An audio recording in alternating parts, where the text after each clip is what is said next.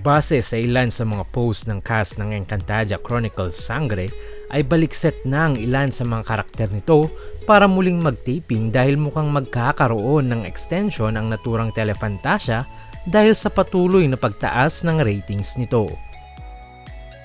Sa interview kay Bianca Umali na gumaganap bilang Tera sa unang hirit noong September 17 ay hindi siya nagbigay ng malinaw na detalye pero inamin nitong mayroon ng panibagong yugto ang kanilang palabas. Mas tumaas pa kasi ang ratings ng naturang primetime series dahil magkakasama na ang mga bagong sangre na sina Tera, Angel Guardian bilang Dea, Kelvin Miranda bilang Adamus at Faith Da Silva bilang Flamara.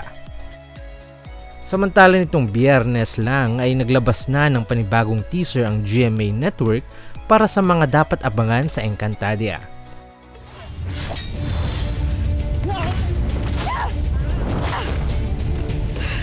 Sa preview na ipinalabas sa 24 oras, ipinakita si Mitena na ginagampanan ni Rian Ramos na muli na itong nakaupo sa kanyang trono, nagpapahiwatig na nabawi na niyang muli ang kanyang kapangyarihan. Sa kabilang banda, patuloy naman ang pakikipagsapalaran ng 4 na bagong tagapangalaga para mabawi nila ang kanilang brilyante mula kay Mitena.